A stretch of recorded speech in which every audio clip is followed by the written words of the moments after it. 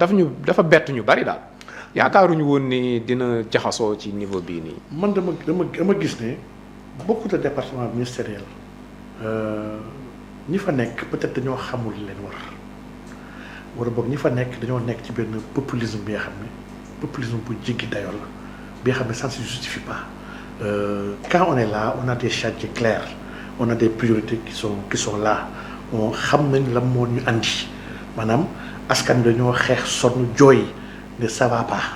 dañoo bëgg ku ñu wallu régler sur ay problèmes donc les gens étaient conscients qu'il y a un problème qu'il fallait régler buñ la andee sur cette base là taxawaat ñu fàttali non y a un problème dëkk bi ça va pas yaa nangam. te li si garaaw mooy ci at yi ñu jëm bon Sénégal dafa am loo xamante ni xëy na xamagu ko quoi yàlla daf ñu nàkkal. xeetu ndox yëpp lañ am.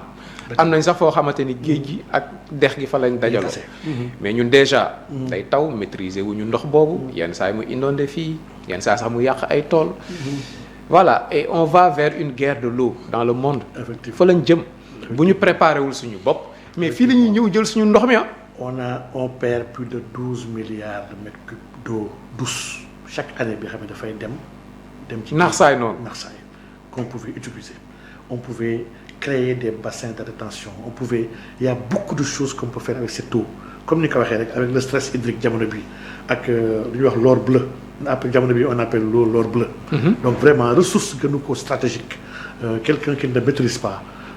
beaucoup de choses yoo def ci biir dëkk vraiment daf lay dépasser et aujourd'hui quand tu vois les autorités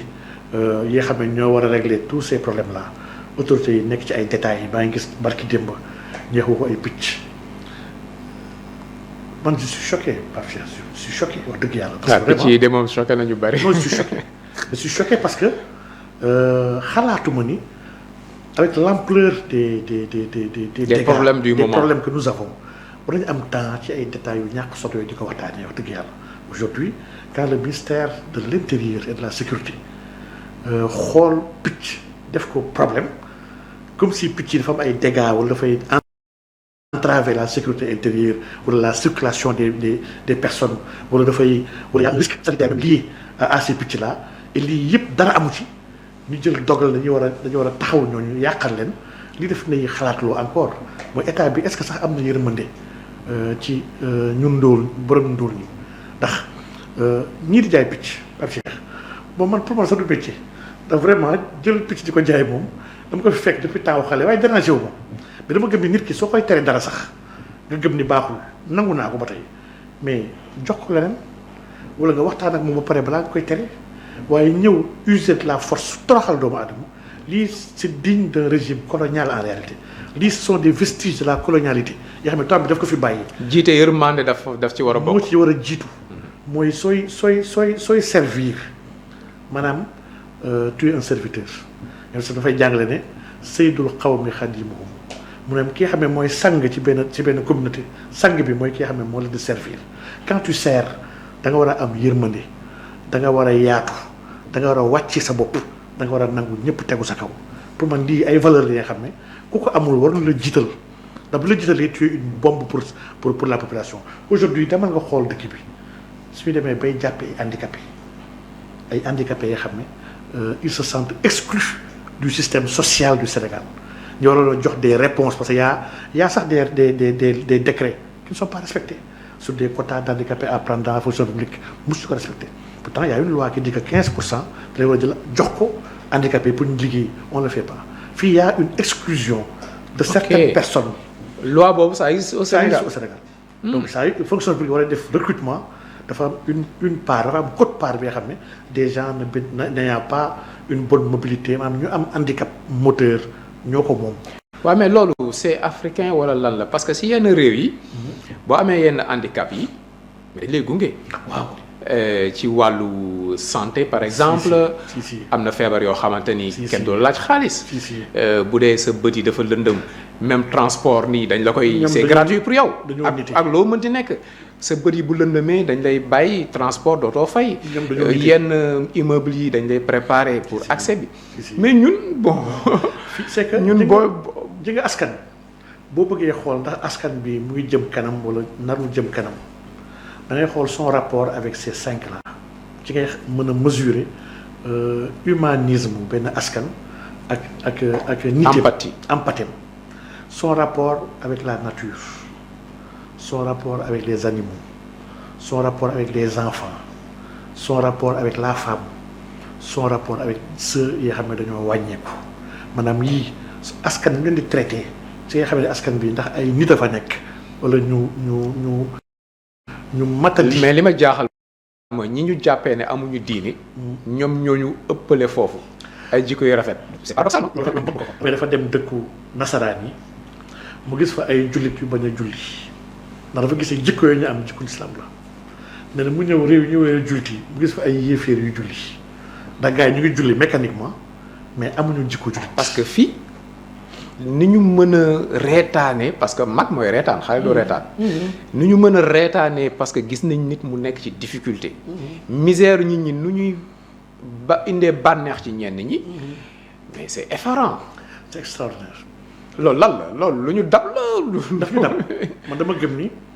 une société nag dañ ko war a tabax man dama gëm ni le résultat de la conscience sociale d'une communauté est une construction bi nga xam ne qui se fait par ses élites politiques comme religieuses yoo xam ne ñoom ñaar kenn ku nekk daf ci am wet gi nga xam ne moo koy jël pour jéem a xool nu mu tàggatee defar nit maanaam Sénégal aujourd'hui am na leen li nga xam ne il y a 50 ans. par rapport ak léegi am na leen li nga xam ne ñàkk nañ ko. aujourd'hui y a yërmande dafa commencé sax tumuranke xam ne naa la sànq bu ñu demee bay jàpp ay handicapés yoo xam ne état waroon réfléchir naka laa war a dimbalee ñoom même bu dee obstruer la voie publique même bu dee ñu ngi doxee dañuy yor sa ay pousse-pousse yelwaan bi ñëpp kenn kontaanu ci ñoom di yelwaan sax man gëm naa ne yelwaan gënalu leen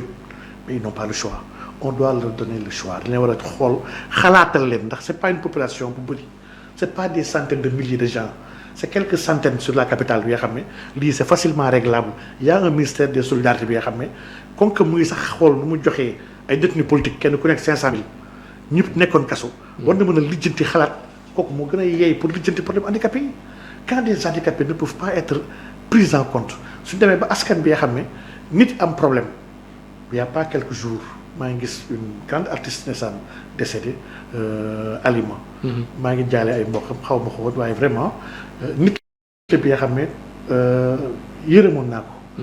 ndax am na fi mu toll ci ay jafe-jafe bi dañuy gis nit yi dañ ci doon kontaan di ko partager.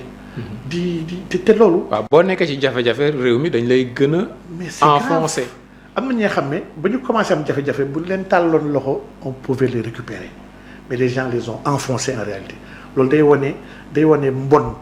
te loolu yëpp ñàkk iman kese la day wane mbon bi commencé habiter l'homo sénégalensis day gis ku ñuy dugal kaso sax wala kuy sonn sax ngay tàcc di kontaan di jubiler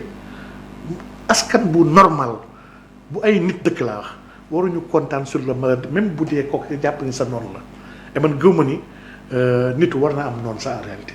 yàlla daf ñu boole benn noonu dañu iblis mooy seen noonu mu ngi ci kaw suuf jàppalante leen yéen joxante leen loxo waxtasimu yéen ñi leen war mooy joxante leen loxo ngeen nekk autour du livre waxtasimu bi hablillahi jamian ñun bañ na ko ba tous les règles de l'islam daf ñuy fàttali ni al jamaatu rahma daf ñuy fàttali ni mbooloo gi mooy yërmande daf ñuy fàttali ne yërëmante leen jéggalante leen yenn système dafa wax sax ni ba jàngal ñu ci diine ne le degré le plus élevé de diine mooy al ihsaan boobu ñu fàttali ne ko yenn système ne ko lan mooy ihsaan dafa ne mooy nga jokk ku la dagg nga may ku la xañ nga defal ki nga xam ne defalul nga baal ki nga xam ne la tooñ maanaam ihsaan c'est la vertu c'est être meilleur chaque fois di jéem a tendre vers la perfection soo xoolee l'homo sénégalensis sur la place publique dafa mel ni ñu ngi commencé détaché wu ñu ngi sori ihsaan bi et lii vraiment gëm naa ne war na am liggéey bi nga xam ne yéen médias yi d'abord da ngeen ci am rôle waaye kilifa diine yi kilifa aada yi dañ ci am tamit ay rôle parents yi ndax vraiment c'est une faillite collective hein mais kenn ku nekk ci am responsabilité man sax am naa ci responsabilité ñun ñëpp on a pas responsabilité waaye kenn ku nekk bu reconnaître sa responsabilité jox ay jéego pour jëm ko joyanti yàlla nañu jàppale incha allah. quand même am na lu ñuy rassembler ba léegi bokk na ci